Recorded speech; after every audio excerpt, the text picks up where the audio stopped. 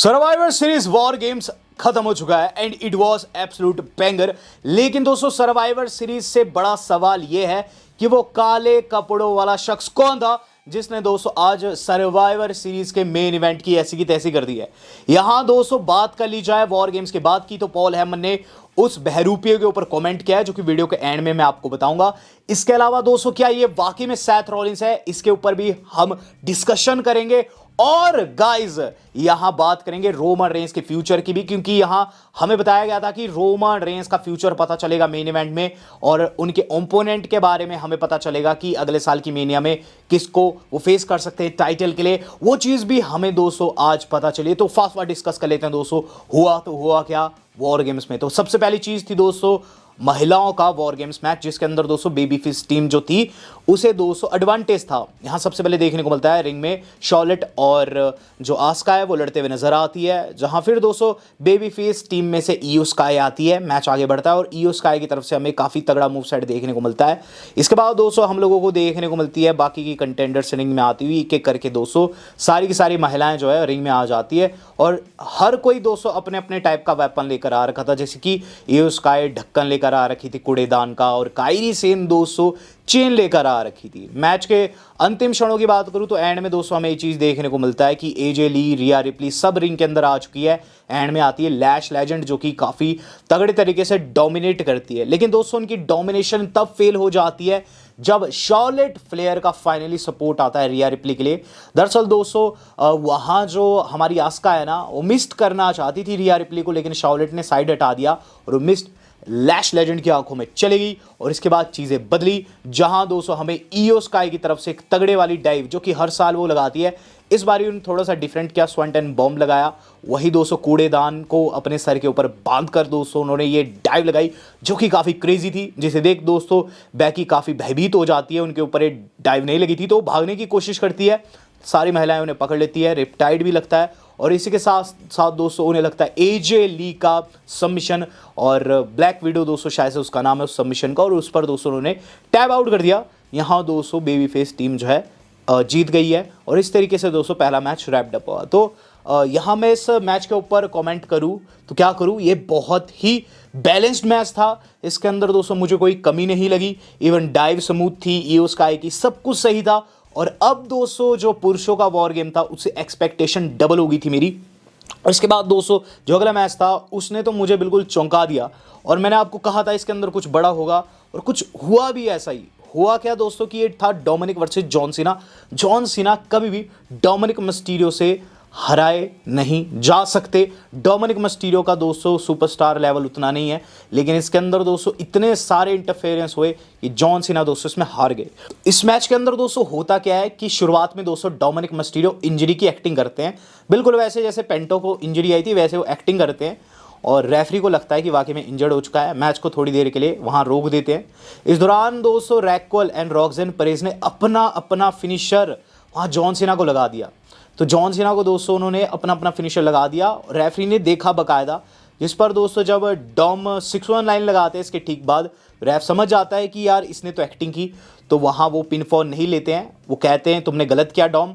रॉक्सन Perez and रैक्वल को दोस्तों वो बैक स्टेज भेज देते हैं। इसके बाद मैच कंटिन्यू होता है जहाँ ए भी लग जाता है डॉम को, लेकिन डॉम ने किक आउट कर दिया, उसके लिए दोस्तों डॉम को शाउट आउट है। देन दोस्तों मैच जब आगे बढ़ा तो हमें फिन बैलर एंड दोस्तों उनके साथ जेडी मैकडोना भी देखने को मिलते हैं, जो कि दोस्तों अटैक करते हैं सीना के ऊपर, क्योंकि रेफरी डाउन हो रखा था। लेकिन सीना ने दोस्तों यहाँ इन दोनों को सुपर ए लगा दिया, जो कि एक आप कह सकते हैं बहुत ही रेयर मूव है। लास्ट टाइम दोस्तों मुझे याद है कि उन्होंने बिग शो एंड एज को उठा लिया था, आज उन्होंने Finn Balor and JD McDonagh को उठाकर दोस्तों स्लैम कर दिया, ए लगा दिया, सुपर ए लगा दिया। जिसके बाद हमें असली चीज़ देखने को मिलती है, मैच की एंडिंग देखने को मिलती है, जहां दोस्तों थीम सॉन्ग प्ले हो जाता है लिव मॉर्गन का। यस गाइस, लिव मॉर्गन का रिटर्न हुआ। सभी को लगा कि आकर सीना पर अटैक करेगी, लेकिन गैस व्हाट, उन्होंने मुक्का जड़ दिया डॉम के चेहरे के ऊपर। डॉम गिर जाता है, सीना खुश हो जाते हैं, और फिर लिव मॉर्गन चढ़ जाती है सीना के ऊपर। सीना को लगता है कि अभी चुम्मी मिलेगी, लेकिन गाइस चुम्मी की जगह उन्हें लग गई दोस्तों गोटो पर किक, और लो ब्लो लगने के साथ दोस्तों वहां देरी नहीं लगाई। डोमिनिक मिस्टीरियो ने 619 लगाया, स्प्लैश लगाया 1 2 3। यहां दोस्तों डोमिनिक मिस्टीरियो बन चुके हैं ब्रांड न्यू इंटरकॉन्टिनेंटल चैंपियन। जाते हुए जॉन सीना ने लोगों का अभिवादन किया। ऑब्वियसली सीना के पास सिर्फ एक मैच बाकी रह रहा है, वो भी सैटरडे नाइट मेन इवेंट में, तो कहीं ना कहीं टाइटल ड्रॉप करना ही था, वही चीज़ देखने को मिली है। लेकिन हाँ, लिव मॉर्गन की वापसी हो चुकी है, जो कि काफ़ी आप कह सकते हैं ह्यूज रिटर्न आज हम लोगों को देखने को मिला है। सर्वाइवर सीरीज में रिटर्न होता ही होता है, और आज दोस्तों लिव मॉर्गन ने अपनी वापसी कर दी। इसके बाद दोस्तों जो अगली चीज़ हम लोगों ने देखी है वो काफ़ी दोस्तों एवरेज मैच था, लेकिन इसके अंदर दोस्तों निकी बेला को मैं शाउट आउट दूंगा, क्योंकि मुझे नहीं लगा था इतनी अच्छी परफॉर्मेंस वो दे देगी। ये था स्टेफनी वर्सेस निकी, जिसमें शुरुआत में ही निकी बेला ने अटैक कर दिया था स्टेफनी मैककॉ के ऊपर, वर्ल्ड टाइटल दांव पर था। एंड में दोस्तों स्टेफनी मैककॉ ने उन्हें अपना जो सिग्नेचर मूव है डेविल किस वो लगाया 200-900 टेबल के ऊपर, अंदर लगी जहां स्पाइरल टैप उन्होंने मारा 1 2 and 3, यहाँ 200 उन्होंने अपना टाइटल रिटेन कर दिया, वर्ल्ड टाइटल रिटेन कर दिया है। ये काफ़ी डिसेंट मैच था, और इसके अंदर दोस्तों मैं वैसे कोई कमी नहीं निकालना चाहूँगा, एक फिलर टाइप मैच था, क्योंकि अब मेन इवेंट की शुरुआत हो चुकी है और गाइज केज नीचे आ चुका है, दूसरा वॉर गेम शुरू हो चुका है, लेकिन ये था पुरुषों वाला। और गाइज इस मैच से पहले एक मैंने रोमन रेंस का इंटरव्यू भी देखा, जो कि गाइस वॉर गेम्स की कॉफ का था, और इसके अंदर दोस्तों रोमन रेंस ने क्या कहा था, इसके अंदर रोमन रेंस ने कहा था कि अगर सर्वाइवर सीरीज वॉर गेम्स जीतना है तो मेरी टीम को मेरी सुननी होगी, मेरे पास एक्सपीरियंस है और इसका फ़ायदा मेरी टीम को मिल सकता है, लेकिन इसके लिए उन्हें मुझे फॉलो करना होगा।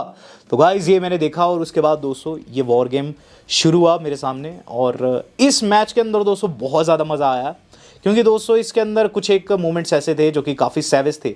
शुरुआत दोस्तों सीएम पंग ने की, जो कि सरप्राइजिंग था, इतना बड़ा सुपरस्टार शुरू में ही आ गया, सामने था ब्रॉन ब्रेकर, दोनों लड़ते हैं, जहां दोस्तों हमें चीज़ देखने को मिलती कि अब एंट्रेंस होनी थी हिल टीम से, क्योंकि उनके पास एडवांटेज था। गेस व्हाट कौन आता है, ड्रू मैकिंटायर, जिनकी बहुत बड़े वाली दुश्मनी है सीएम पंग के साथ में, वो आए, बहुत गंदा पीटा, इवन सीएम पंग के सर से खून भी निकाल दिया केज पर मार मार के। मैच आगे बढ़ता है, और फिर दोस्तों हम लोगों को देखने को मिलती है कोडी रोड्स की एंट्री। कोडी रोड्स के आने के साथ दोस्तों सब कुछ चेंज हो गया, लेकिन दोस्तों कोडी रोड्स जब एंट्री लेते हैं ना, तो उन्हें अंदर नहीं घुसने देते हैं दोस्तों वहाँ ड्रू मैकिंटायर। तो कोडी क्या करते हैं कि केज के ऊपर चढ़कर दोस्तों सबसे पहले तो डाइव लगाते हैं ड्रू मैकिंटायर के ऊपर, और उसके बाद दोस्तों मैच कंटिन्यू करते हैं। इसके बाद दोस्तों हमें क्या चीज़ देखने को मिलती है कि अगली एंट्रेंस जो होनी थी वो हिल टीम से होनी थी, तो लोगन पॉल आते हैं चेयर के साथ। दोस्तों उन्होंने काफ़ी गंदा दोस्तों डिस्ट्रक्शन मचाया, अंदर जाते ही दोस्तों उन्होंने काफ़ी गंदे तरीके से पीटा है चेयर से सभी को। और उसके बाद दोस्तों जिमी यूसो की एंट्री हुई, जिन्हें काफ़ी अच्छा पॉप मिला, वो टेबल लेकर आए क्योंकि, और अब दोस्तों उन्होंने विस्पर इन द विंड मार दिया और मैच कंटिन्यू हो रहा है। लेकिन जब इसके बाद रीड आए ना, जो अगली एंट्रेंस थी वो रीड की थी गाइज, उन्होंने सभी को सुनामी लगा दी, और एक काफ़ी ब्रूटल वे था दोस्तों एंट्री लेने का, सभी को सुनामी लगा दी, किसी को नहीं छोड़ा दोस्तों, सभी को सुनामी लगाई एक के बाद एक, मज़ा आ गया। और उसके बाद दोस्तों अगली एंट्री जो थी वो थी जे की। जे के आने से पहले ये टी चैन लग रही थी, जे उसो आए, जे उसो ने दोस्तों काफ़ी डिसेंट एंट्री ली, जिमी के साथ मिलकर 1D भी लगाया दोस्तों वहाँ लोगन पॉल को, जिसके बाद लोग ये टी चिल्लाते। और जे क्या करते दोस्तों, जे ऐसी चीज़ करते जो कि काफ़ी गुस्सा दिलाने वाली थी, उन्होंने अपना थीम सॉन्ग बजवा दिया वॉर गेम्स के मिड में, और उसके बाद दोस्तों वॉर गेम केज के ऊपर जाकर एंजॉय करने लगते हैं। लेकिन ये एंजॉयमेंट ज़्यादा देर तक नहीं रही, क्योंकि थीम सॉन्ग प्ले हो जाता है द बीस्ट ब्रॉक लेसनर का, and it was absolute cinema. क्योंकि दोस्तों जिस तरीके से वहाँ लेसनर की एंट्री हुई, जे उसो के होश फाख्ता हो गए, और लेसनर आए पॉल हेमन के साथ में, घुसते ही सार सभी को सुप्लेक्स, जे को तो बहुत ब्रूटल सुप्लेक्स लगी, टेबल भी टूट गया पीछे, और फिर सभी को F5 मारा, किसी को नहीं छोड़ा, जो हाथ में लग रहा है उसी को F5 लग रहा है। ब्रॉक लेसनर के नाम की चैंट दोस्तों एरिना में फिल कर गई। लेकिन उसके बाद एकाएक जैसे काउंटडाउन आया सामने, हर कोई चिल्ला रहा है OTC OTC and goose bumps आगे दोस्तों। ब्रॉक लेसनर क्या करते हैं कि केज से बाहर उतर जाते हैं, और फिर रोमन रेंस की एंट्री देखने को मिलती है एंड में, और रोमन रेंस जैसे ही आते हैं ब्रॉक लेसनर अपने ग्लव्स उतार देते हैं। ऑब्वियसली ब्रॉक लेसनर बिना ग्लव्स के बहुत खतरनाक जानवर है, और गाइस जैसे वो जाते हैं रोमन की, और रोमन उन्हें कर देते सुपरमैन पंच, फिर एक और सुपरमैन पंच, तीसरा सुपरमैन पंच खाने के बाद लेसनर चले जाते हैं अनाउंसर टेबल के पास, जहां रोमन उन्हें एक और सुपरमैन पंच मारना चाहते थे, लेकिन लग गया दोस्तों एक तगड़े वाला F5 उसी अनाउंसर टेबल के ऊपर, टेबल जाता है फूट, रोमन गए टूट, और लेसनर उन्हें उठाकर दोस्तों रिंग में डालते हैं। और गाइस अब ऑफिशियली वॉर गेम शुरू हो चुका था। ब्रॉक लेसनर दोस्तों यहाँ काफ़ी डोमिनेट कर रहे थे। इस दौरान दोस्तों सीएम पंक एंड कोडी ने उन्हें अपना फिनिशर लगा दिया, लेकिन लोगन पॉल ने दोस्तों ऊपर से कूदकर पिनफॉल तोड़ दी। अब लोगन पॉल क्या करते हैं कि ब्रास नकल मांगते हैं वहाँ पॉल हेमन से। पॉल हेमन ने उन्हें जैसे ही पकड़ाते हैं सभी को नॉक करना शुरू कर दिया। उन्होंने कोडी को नॉक कर दिया, उन्होंने जिमी को भी नॉक कर दिया, और इसके बाद दोस्तों रोमन को नॉक करने वाले थे, लेकिन रोमन ने लगा दिया एक तगड़े वाला स्पीयर आउट ऑफ नोवेयर, और एक काफ़ी खतरनाक स्पीयर था। इसके बाद रोमन रेंस क्या करते हैं, वो ब्रास नकल खुद ले लेते हैं। और गाइज अब रोमन रेंस के हाथ में ब्रास नकल है, जो कि ऑब्वियसली काफ़ी खतरनाक चीज़ है। उन्होंने सभी को सुपरमैन पंच करना शुरू कर दिया है, और ड्रू मैकिंटायर को तो काफ़ी क्रेजी सुपरमैन पंच उन्होंने मारा, आप देख सकते हैं। और इसके बाद दोस्तों हमें चीज़ देखने को मिलती है कि रोमन रेंस जो थे वो ब्रॉक को मारना चाहते थे, जे ब्रॉक को खड़ा कर रहे थे कि इसे भी सुपरमैन पंच लगा, लेकिन गाइज वहाँ उन्होंने लेसनर ने जे को उठा दिया। रोमन दौड़ते हुए गया और तगड़े वाला स्पीयर लगाया, और कॉर्नर में पड़ा हुआ टेबल गया टूट, और ब्रॉक लेसनर गए फूट। अब इन दोनों का रोल यहाँ खत्म हुआ। दूसरी छोर पर दोस्तों हमें मैच की एंडिंग आते हुए नजर आई। हुआ क्या कि वहाँ जो ब्रॉन है वो स्पीयर लगाकर डिस्ट्रॉय कर रहे हैं, और यहाँ दोस्तों वो लगाना चाहते थे सीएम पंक को स्पीयर। सीएम पंक साइड हट गए तो केज से जाकर बजे, और सीएम पंक ने जीटीएस लगा दिया लोगन पॉल को। वो पिन फॉल को जा रहे थे कि एकाएक वो क्या देखते हैं कि एक बहरूपिया काले कपड़ों में रिंग में एंटर हो चुका है, और अब कंफ्यूजन ये है कि वो ब्रॉन ब्रेकर को मारेगा या फिर सीएम पंक को। लेकिन उसने सीएम पंक को किक कर दिया और उसके बाद लगा दिया तगड़े वाला स्टॉम्प, जिसके बाद दोस्तों उसने रिंग को लीव कर दिया काफ़ी तेजी में, जहां दोस्तों सभी को लगा कि सैथ रॉलिंस है, मुझे भी ऐसा लगा। और यहाँ दोस्तों ब्रॉन ब्रेकर जो है उन्हें कुछ नहीं लगा, उन्होंने जस्ट रोप से जाकर एक तगड़े वाला स्पीयर लगाया वहाँ पंक को। 1 2 and 3 यहाँ दोस्तों ब्रॉन ब्रेकर ब्रॉक लेसनर की टीम जो है वो मैच को जीत गई, जिसका बहुत सारे पायरो फूटते हैं, लेसनर की टीम एंजॉय करते हुए वहाँ से चल देती है। देन दोस्तों रोमन रेंस वहाँ सीएम पंक को हाथ देते हैं, उन्हें उठाते हैं, और फिर कोडी भी उठ खड़े होते हैं उनके सामने, और इस दौरान इन दोनों का तगड़े वाला फेस ऑफ देखने को मिलता है। वहीं पीछे बैकग्राउंड में सीएम पंक भी दे, लेकिन यहाँ ध्यान देने वाली चीज़ क्या है कि रोमन ने कोडी को कुछ कहा। क्या कहा है वो मैं आपको बताता हूँ, डब्ल्यू वालों ने अपनी वेबसाइट के ऊपर अपडेट कर दिया है। क्या कहा है वो कहते हैं कि this is the last time कि हम टीम बना रहे हैं। उन्होंने दोस्तों ये लाइन साफ साफ वहाँ कोडी के चेहरे के ऊपर कह दी है कि ये लास्ट टाइम ऐसा हुआ है कि हमारी टैग टीम बनी है, इसके बाद कभी भी हमारी टैग टीम नहीं बनेगी कोडी, और इस तरीके से सर्वाइवर सीरीज़ ख़त्म हुई है।